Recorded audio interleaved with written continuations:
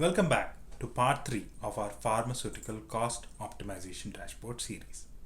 I am Sundar Nadipalli, and in part 2 we built the data foundation. We researched hospital systems, designed a realistic data architecture, and generated synthetic datasets that reflect real world constraints.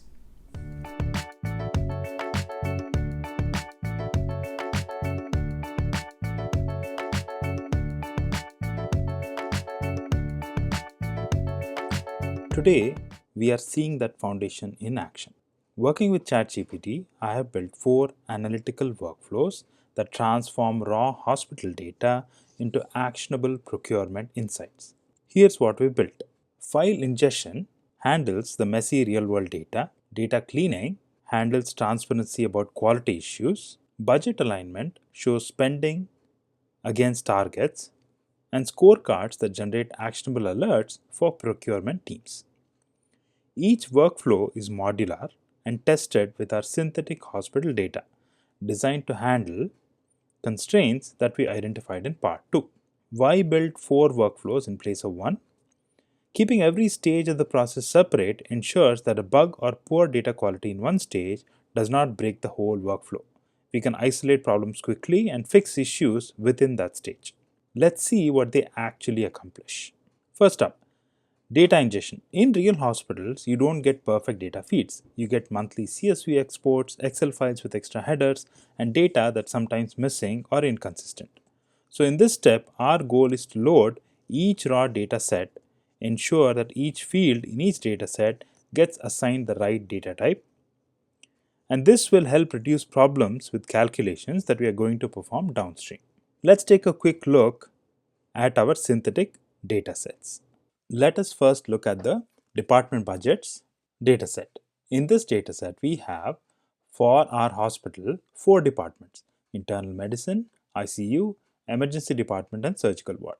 And for each of these 4 departments, for the first 3 months of 2025, we have the pharma budget amount mentioned in this file. For example, internal medicine for January 2025 gets a budget of 189,000, and for February or March 2025 it has a budget of $188,000.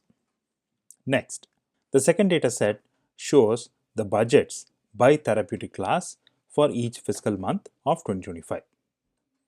So again, we have in this case 5 classes, each of which have their own budget for each month of the year. Our next data set is a inventory dataset. This shows the SKU ID, drug name, therapeutic class, current stock, reorder point, unit of measure, last update date, and a expiry date for each drug in the stock. Finally, we have purchase transactions for each of the 3 months of the year that we have data for, and this shows again purchase information for each SKU, quantity purchased, the amount spent to purchase each of these SKUs, and the vendor name and the department that purchased it. So let's see now what happens when we run the workflow. The workflow basically goes into the raw data folder. So in our case, under the 01 file ingestion, I have a folder called raw data which has these files. So the file ingestion pharma dashboard workflow is going to go into those folders and load the data from the CSV files.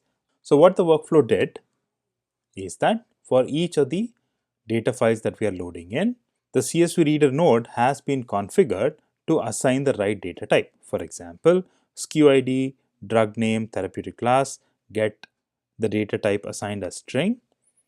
Current stock, reorder point, and par level get the data type assigned as integer numbers, and the last update and the expiry date columns get the data type assigned as date.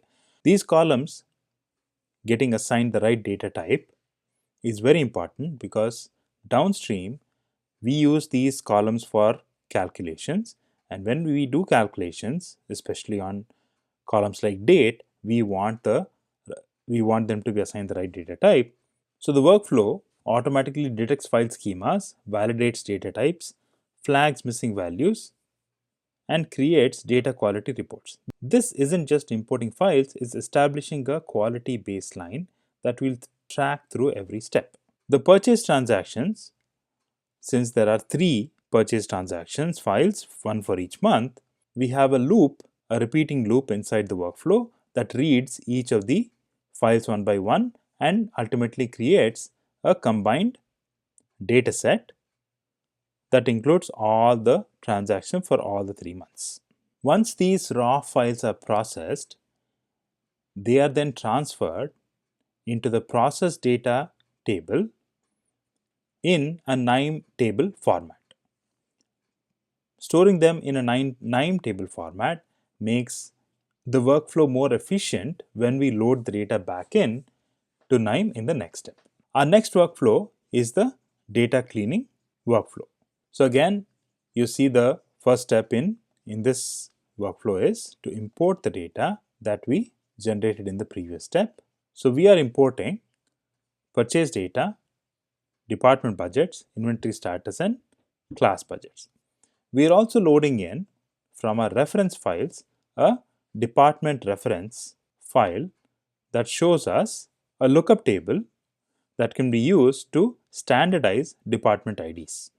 As you can see that the department budgets file may have the department IDs mentioned in one way, and the purchase data may have the department IDs mentioned another way. So this lookup file helps us standardize the department IDs. Once we import the data into the workflow, the next step is to clean and calculate the metrics. So some of the cleaning operations that we are doing is to handle missing values. In all the cases where we have any important data point missing from the purchase data, we are skipping that row and only including those rows that have all the data points present. We are also using expressions to calculate the total cost of each purchase item. The total cost is calculated by multiplying the quantity purchased with the unit purchase price. Thus, we go through various cleaning steps, including generating a current date so we can compare and check whether on the day of the report being generated, how many products are close to expire or not expired or still valid from a expiry point of view. Thus, we perform these various cleaning steps and again export this data out in a cleaned format to be used in the next step of our process. The next step in our process is the budget alignment. In this step, we take the purchase data and bring in the budget data by either department or by class, and we create a budget alignment report by department. So for each department and for each fiscal month, we calculate what is the total amount of money spent to buy pharma products and compare that with the budget and determine what is the budget usage percentage. We also calculate a usage flag which says whether we have overrun our budget. For example, in this case, we have consumed 115% of the budget, and in this case, you'll see that we have only consumed 90% of the budget. So this calculation and classification shows us a budget alignment for each of the department and class.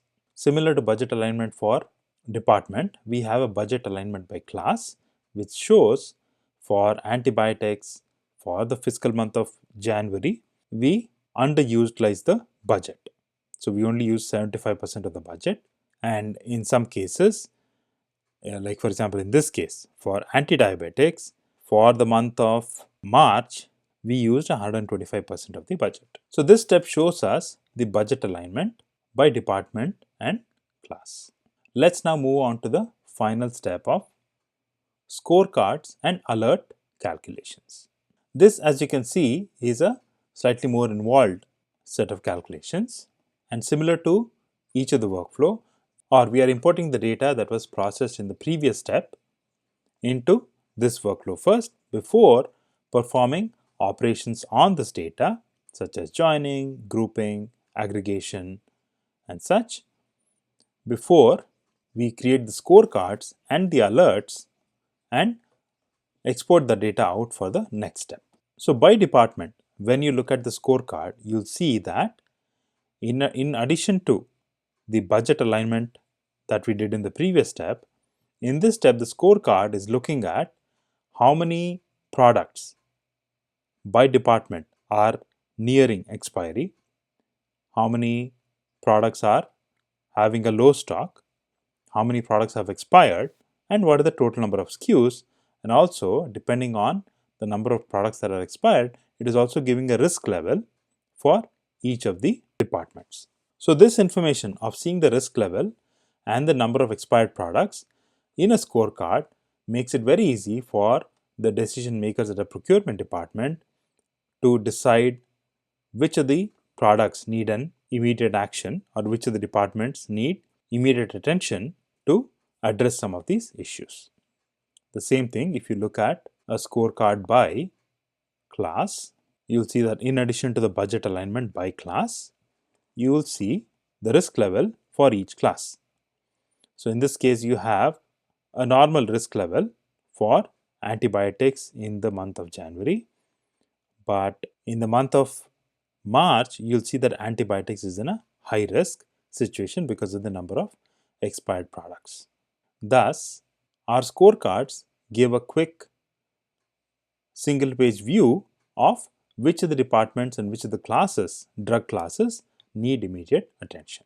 Finally, the alert scorecard, based on the analysis on both the department-wise and class-wise scorecards, the alerts gives us a consolidated list of items to look at and their alert level. For example, in the emergency department, we have an alert type of SKUs, expired SKUs, and the alert message says expired SKUs, and the alert value of 18 means that there are 18 products that have expired. And then similarly for the emergency department again, for we have a situation of a budget overrun where the budget exceeds 110%, and you'll actually see that the actual value of alert is 115%, which means the budget was exceeded by 115%. Similarly, you'll see for classes also which of the classes have expired SKUs and which of them have budget overruns, thus allowing the procurement team to take a look at the problem departments and classes that needs immediate attention for some action. So what have we accomplished? We have built a complete analytics pipeline that takes messy hospital data, transforms it into actionable procurement intelligence.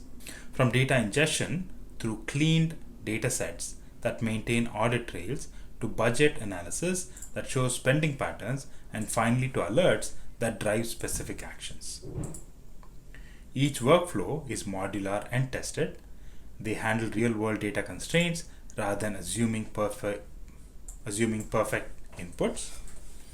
The entire pipeline processes 3 months of hospital transactions data in under 2 minutes, making it practical for daily or weekly refresh cycles. ChatGPT was instrumental in helping design these workflows, especially the error handling that makes them production ready rather than just demonstration tools. If you want to see exactly how these workflows were built, every node, every decision, every debugging session, I am planning a technical deep dive webinar. Check the description for registration information. Next week, in part 4, we'll complete the dashboard assembly and talk about deployment considerations for actual hospital environments. We'll also discuss lessons learned and how this systematic approach could apply to other healthcare analytics challenges. Thanks for watching, and we'll see you in part 4, where we bring all of this together into a complete procurement optimization solution.